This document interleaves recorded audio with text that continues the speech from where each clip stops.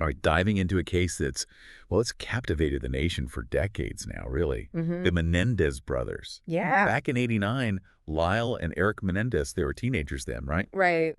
They become, well, infamous, I guess is the word, for murdering their parents. Yeah. In their Beverly Hills mansion, no less. Big time. And then the trial, this whirlwind trial in '96. It ends with them, convicted. Right. Life sentences, no parole. But, and this is the kicker, just recently, things have taken a turn. Yeah. The brothers' family, they're making a big push for their freedom.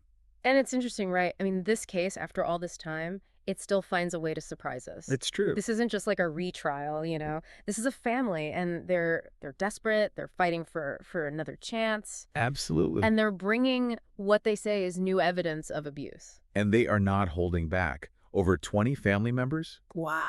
From both sides of the family, by the way. Unified. They stood there on the courthouse steps advocating for Lyle and Eric's release. It makes you wonder what could bring that many people, especially with a family history like that. Right. And it was a media event. Like, this wasn't some quiet family thing. No, not at all. Kitty's nephew, Brian Anderson Jr., he's... I know him. Yeah. He's the one, he said, they were failed, acted out of desperation, tried to protect themselves the only way they knew how. It's powerful stuff. You can tell it's not just legal arguments here. It's deeply personal for these people. Absolutely. And they're coming from this belief that Lyle and Eric, they were driven to this awful act by years of abuse from their father. Jose Menendez. Right, by Jose Menendez. And makes you think, were they victims before they became, perpetrators. Yeah.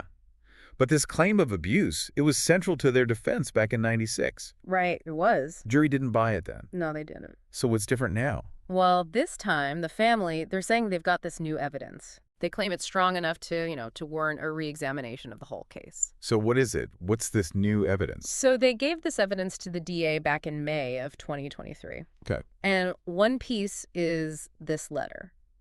It's written by Eric to his cousin, Andy Cometto.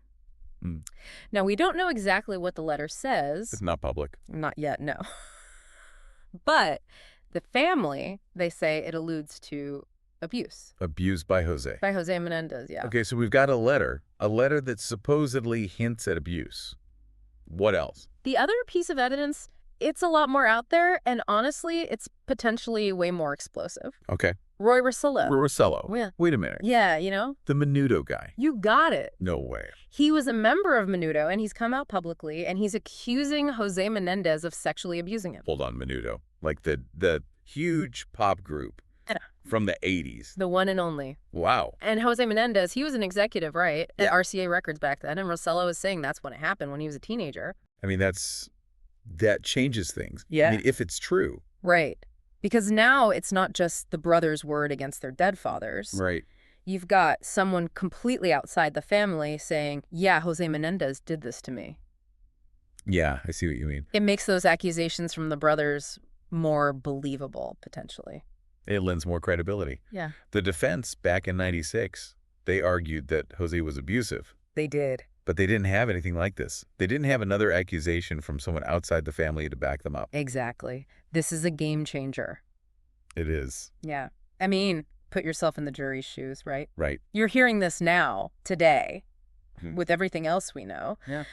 This Rosillo thing, it makes you think about the brothers' claims in a whole new light, doesn't it? It really does. It's a lot to process. I mean, you think about it, this detail, right? Yeah. If it's true, it could have been hidden all this time. Right. And now it might be the thing that gets them out. It's possible. Wild. So where does this leave the DA?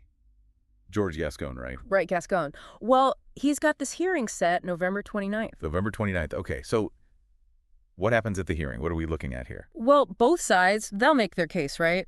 The defense, they're going to hammer this near evidence. I bet. They're going to say it's enough for a new hearing, maybe even a whole new trial. Do they have a chance, you think? I mean, legally. It's a long shot. For new evidence to fly, legally speaking, it's got to be big. It can't be something they could have found before. Right. It's a high bar. And the prosecution, what about them? What's their play? Well, the DA's office, they haven't said anything officially about this new evidence. Right. Yeah. But I guarantee you, they're going to remind everyone just how brutal these murders were. Right, of course. And that a jury already found them guilty, beyond a reasonable doubt. Right. And, that letting them out is risky. Yeah, that's their job, right? To consider those things. Exactly. So it feels like we're in new territory. Right? It's not just new evidence. It's like we might have to rethink the whole case. I think so, yeah. The brothers' motives, maybe even if they were really responsible. I mean, it makes you ask some serious questions. It does. Like if someone does something horrible, right, even if it comes from years of abuse, alleged abuse in this case, Yeah. can they ever really make up for that, you know? Right. Where's the line between justice and giving someone a second chance? That's the million-dollar question, isn't it? It really is. And then you've got this Netflix series Oh, yeah. about the Menendez brothers. It's adding fuel to the fire, you could say. Adding fuel to the fire, for sure. And the family, they are not happy with it. Not at all. They called it ruinous. Right? Yeah, ruinous, full of lies, that kind of thing. They say it twists the truth, paints a bad picture of the family. And there's one thing in particular that really set them off. Yeah, the series hints that It suggests that maybe Lyle and Eric, that there was an incestuous relationship. right, which the family completely denies. Completely. It's another layer on top of everything else. Right. It makes you wonder how much of what we think is true Yeah. is just from the media. How much is actually, real? It's easy to forget with a case this public that there's a real family at the center of it. That's true. And they're dealing with something just awful. And like we've been talking about, they believe their story hasn't really been told. Not the whole story anyway. Not in a way that feels true to them. Exactly. Yeah. So this hearing in November is big, right? It is. It's almost like trying to put together one of those puzzles, Yeah. But some of the pieces are missing. And the ones we do have, they might be like warped or something. That's a good way to put it. And it just shows you what the DA is up against. They've got to look at this new evidence, but then there's all this other stuff, right? Public opinion, what the media's been saying all these years.